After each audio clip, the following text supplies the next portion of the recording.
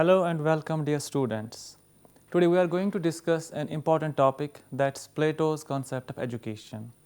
The main objective of this lecture are to explore the foundational principles of Plato's educational philosophy, to understand Plato's beliefs about the role of education in shaping an ideal society, analyze his ideas regarding the relationship between knowledge, virtue, and governance, to discuss the potential implication of Plato's political thought on modern governance and policy making, and to explore the role of Platonic education in realizing the objectives of justice and rule of philosopher king.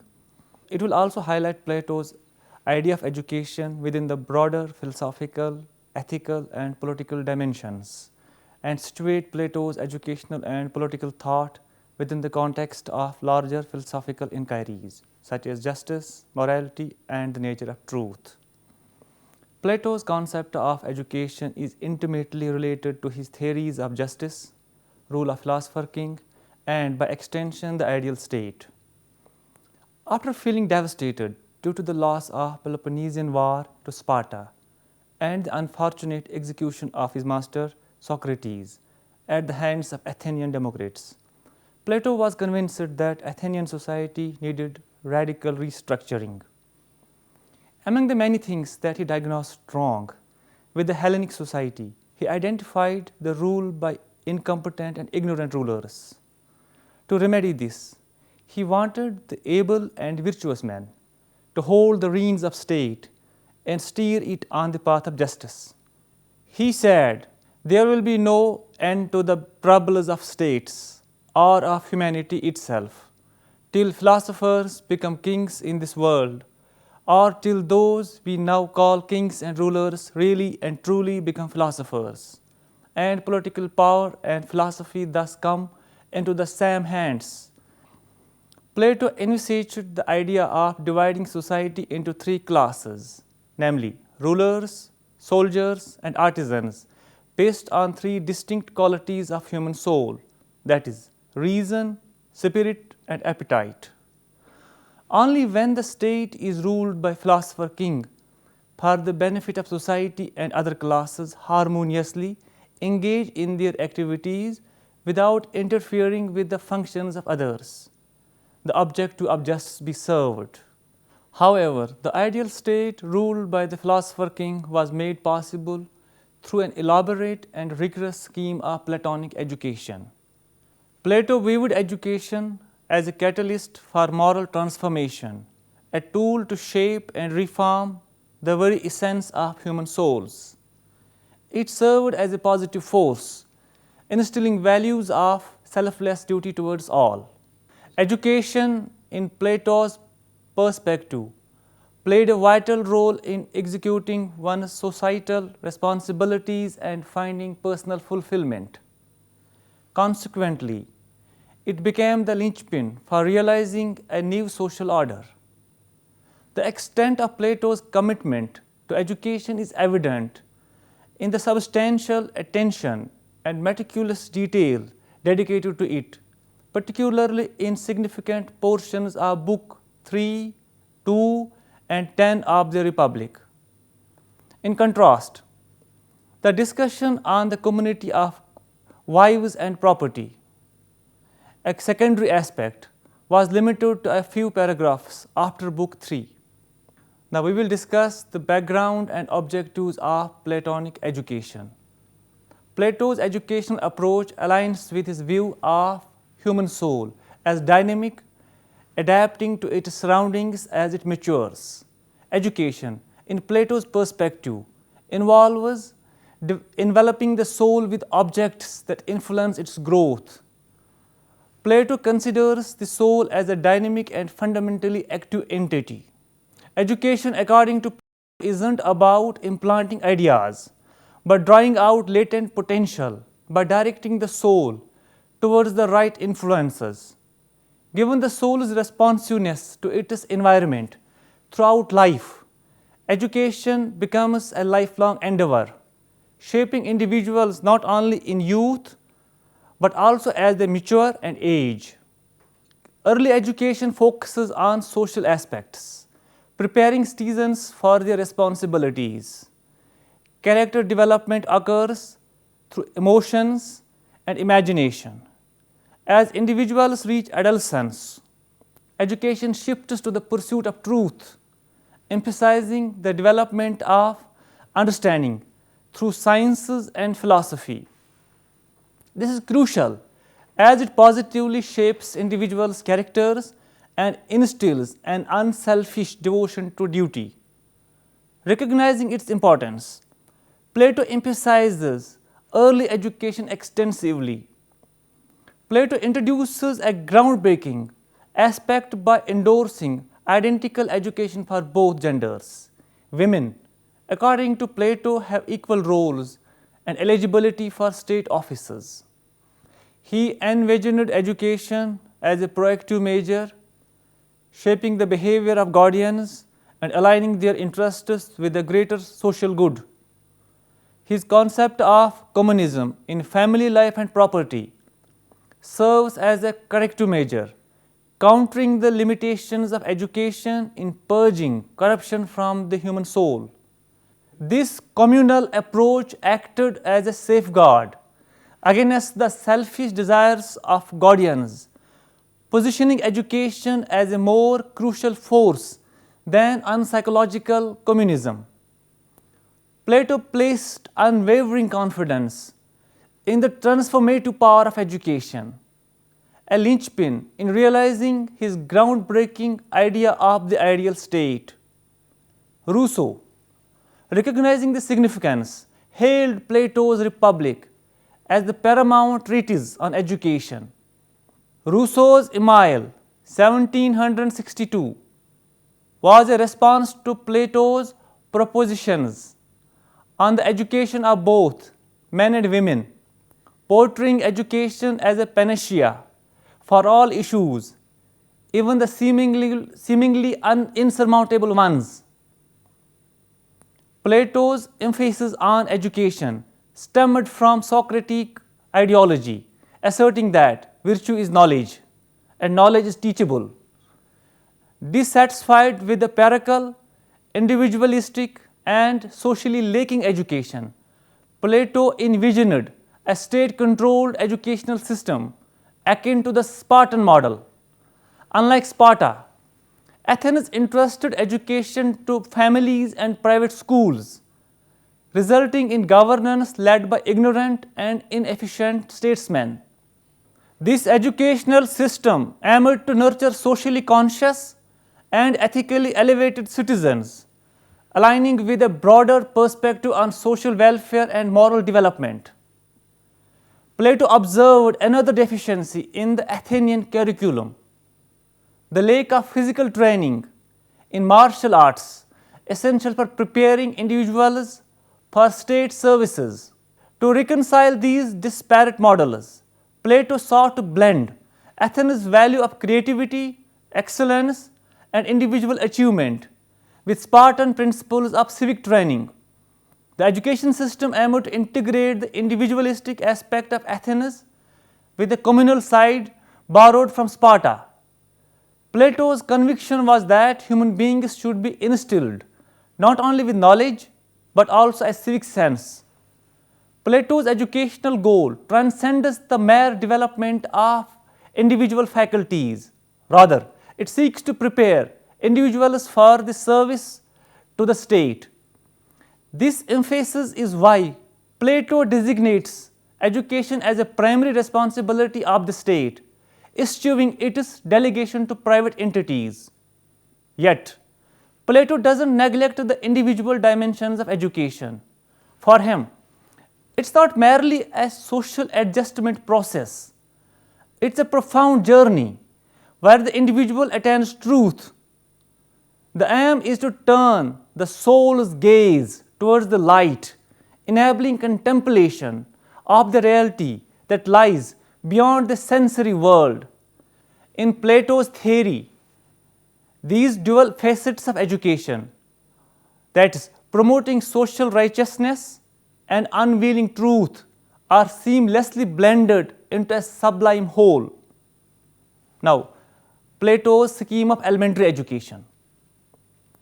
Plato argued for a state-controlled, compulsory, all-encompassing education system divided into two stages. The first stage concentrated on elementary education, that is, serving adolescents up to the age of 18. This was followed by compulsory 2 years of military service. The second level included higher education, which was only available to selected persons of both genders from the ruling elite between the ages of 20 and 35. Plato's goals were twofold. First, to promote universal literacy, and second, to offer comprehensive and proper training for the ruling class. Plato stated that the goal of elementary education was to make the soul attentive to its circumstances. Meanwhile, higher education guided the soul in its pursuit of truth, kindness, and beauty. This step would allow individuals to discern justice, the realization of which is possible through stringent discipline and hard work.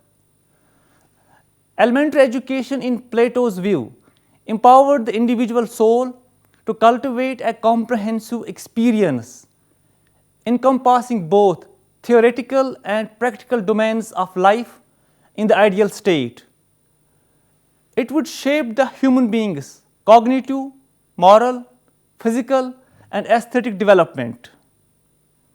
Beyond physical differences, both boys and girls received the same type of schooling. Plato found no difference between the sexes in talents and skills, making a subtle criticism of women's inferior place in ancient Greece. Gymnastics and music were included in elementary school curriculum to develop a harmonious person by fusing the individual's gentle and ferocious traits. Gymnastics gave emotions poise and calmed the spirit. It included physical exercise for the benefit of mental training. Through the development of power of reason, music aimed to soothe the spirit. It taught the value of having a true opinion, a moral suggestion, a liking for doing the right thing can be found in the rhyme and diction of poetry, the sound of musical instruments, and the hues, colors, shapes of artwork. In addition to providing an aesthetic sense, it would sustain the social norm of each person focusing on one task without multitasking. Its purpose was to impart values of justice, understood in the sense of non-interference, into the assigned duties of others. Thus, the principle of conformity to the state directive and the scheme of tripartite division of soul. In the modern Gramscian sense, education was like the ideological apparatus, seeking justification and legitimacy for the novel idea of concentrating political powers in the hands of only one class. Plato envisioned education as an all-round development of human mind. It would be called soul at his time, and stressed an intellectual, aesthetic, physical, and moral development of human beings. And so, we may venture to assert that anyone who can produce the perfect blend of the physical and intellectual sides of education and apply them to the training of character is producing music and harmony of far more importance than any mere musicians tuning up strings. Plato advocated for the judicious control of literary and musical expressions, envisioning a society in which the virtues are essential to the guardian class would flourish and reason would reign supreme. Plato's rationale behind this call for censorship extended to the notion of safeguarding impressionable young minds from exposure to potentially detrimental values. His views on censorship were politically expedient, in sync with his broad objectives of seeking justification for his scheme of justice and philosopher king's rule. He forbade the Lydian and Ionian melodies, popular at his time, for he believed that the former evoked sorrow and the later lethargy. Plato instead championed the Dorian and Phrygian harmonies, recognizing in them the capacity to instill courage and temperance, respectively. To further curate the intellectual landscape, Plato imposed restrictions on the reading material. Homer and Hesiod, two luminaries of ancient poetry, fell under the purview of Plato's censorship, as their narratives sometimes depicted gods in unsavory behavior. In Plato's view, these poetic works instilled in readers a fear of death, failed to uphold the sanctity of decorum, and promoted intemperance by glorifying the indulgent feasting and desires of deities. Plato held a steadfast belief in instilling an unwavering and fearless mindset towards death in children. He advocated for practical exposure, like placing children on horseback and exposing them to actual warfare, intending to nurture this essential valor necessary for facing the challenges of battlefield.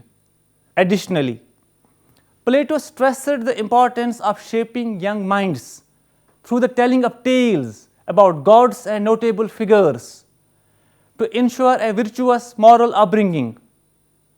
His overarching goal was to shield youth from vice and unsightly influences, effectively constructing a barrier around their lives. Plato permitted the use of straightforward musical instruments, including the lyre, sthara, and shepherd pipes, following the same principles that governed the selection of literature and poetry. This philosophy extended to other forms of art such as painting, weaving, embroidery, and furniture making. He also prescribed a stringent dietary regimen aimed at instilling a love for beauty without extravagance and promoting cultural refinement without excess indulgence. This diet omitted fish, cooked meat, sauces, and confectionery, while allowing roast meat to ensure the well-being of individuals. These measures collectively sought to cultivate emotional balance, control over one's feelings, and the development of a harmonious social being. Furthermore, Plato emphasized the creation of a beautiful and harmonious environment, as he recognized the profound impact it had on shaping the soul.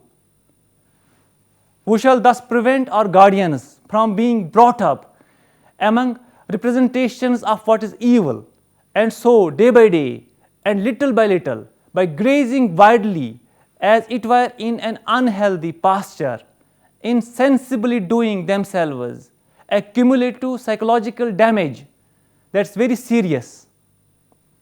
We must look for artisans and craftsmen capable of perceiving the real nature of what is beautiful, and then our young men living as it were in a healthy climate will benefit, because all the works of art they see and hear influences them for good, like the breezes from some healthy country, insensibly leading them from earliest childhood into close sympathy and conformity with beauty and reason. Before embarking on the path of higher education, a mandatory period of 2 years of military training between 18 and 20 was outlined by Plato. This was intended to make guardians into highly skilled and dedicated professional warriors. A deliberate prohibition of luxury and self-indulgence was enforced to fortify the inner spirit and self-control. The evils that Plato believed were the causes of moral decadence and political degeneration of Athens. Plato drew upon the Athenian tradition, echoing the practice of compulsory military service for individuals aged between 18 and 20. Elementary education was meticulously designed to refine and prepare those individuals whose dispositions were receptive to habituation and conditioning. Now, Plato's scheme of higher education. In Plato's educational framework, individuals at the age of 20 were required to undergo an examination that determined their eligibility for higher education. Those who did not pass the examination were encouraged to pursue various community-oriented occupations such as business, clerical work, manual labor, farming, and similar endeavors. These vocational choices were aligned with the age and development stage of their respective students. Plato stressed the significance of commencing education at an early age. The initial phase of this educational plan spanned a decade, commencing from age 25 to 35, during which students received instruction in mathematical calculations. Subsequently, another 10 years were designed for those who demonstrated promise, during which they embarked on the study of dialectics. Here, students underwent preparatory mathematical training as a foundation for dialectical studies. Plato underscored the essential qualities required for admission into higher education, favoring individuals who exhibited certainty, courage, fairness, and innate intellectual aptitude. Between the ages of 30 and 35, Plato limited the pursuit of dialectical studies, emphasizing the necessity for individuals to have attained a level of maturity suitable for engaging with profound philosophical inquiries, particularly those concerning fundamental principles of reality. In the subsequent stage, spanning from age 35 to 50, according to Plato, an individual having acquired the attributes of a philosopher or ruler was prepared to re-enter practical life, assume leadership in matters of war, and hold various state offices commensurate with their qualifications. Beyond the age of 50, Plato envisioned a life devoted to the contemplation of the good, with philosophy as the primary pursuit. Individuals in this phase were encouraged to actively participate in politics and govern for the betterment of the citizenry as a duty. The Platonic approach to education encompassed three fundamental components. Number one, the dissemination of sciences and arts from teachers to students. Number two, the cultivation of moral virtues essential for both educators and learners. And three, the integration of political institutions within the educational process. For Plato, the ultimate aim of education was the inculcation of civic virtues.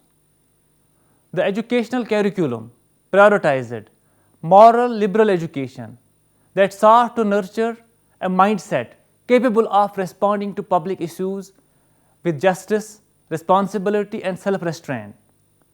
Plato firmly believed that education could effectively combat the corruption and instability that plagued the city-states of his era. He was convinced that a state-regulated education system would impart knowledge of the state's traditions and laws to its citizens. They were convinced that a system of education controlled and regulated by the state would teach the citizenry the traditions and laws of the state. For Plato, the educational system served both to undergird and sustain the idea of political order and to provide a ladder, so to speak, up which those who have the capacity can climb to escape the contingencies and limitations of political life. These two purposes, according to Plato, are not contradictory. Rather, they do support and sustain each other. Without political order, the life of contemplation would be impossible, for conflicts and near chaos would forever be interfering with the calm required for study and mystic experience. Without study and mystic experience, the wisdom necessary to sustain the political order would be lacking. In a nutshell, Plato's education can be summarized as: number 1, state controlled and compulsory education. Plato's educational system was characterized by strict state control and compulsion.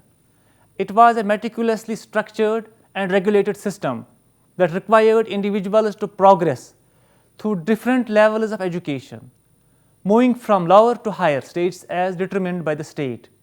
Number 2, holistic development. One of the fundamental objectives of Plato's education was the comprehensive development of an individual's personality. This encompassed physical, moral, mental, and intellectual growth. Plato believed that a well-rounded education was essential to produce virtuous and capable citizens. Number 3, graded and multi-stage system. Plato's educational framework was organized into multiple levels and stages, spanning from the age of 6 to 50 years. Each stage had its specific purpose and curriculum, with an emphasis on gradually building a person's knowledge and skills. Number 4, philosopher king. A primary focus of Plato's education was the cultivation of philosopher kings, individuals who would be the rulers in his ideal state. These philosopher kings were expected to possess both intellectual depth and moral virtue, making them capable of governing with wisdom and justice. Number 5, specialized training. Plato's educational plan aimed to cater to the specific needs of different segments of society. It sought to prepare rulers for administrative statesmanship, soldiers for military prowess, and producers for material productivity. Each group received training tailored to their respective role in society. Number 6, balancing individual and social needs. Plato's educational system was designed to strike a balance between individual development and the requirement of society. It sought to produce citizens who not only excelled as individuals but also contributed positively to the well-being of the community and the state as a whole. Plato believed that a harmonious society could only be achieved through the proper education of its citizens. With this, we come to the end of today's lecture. Hope you have enjoyed it well. Thank you for watching.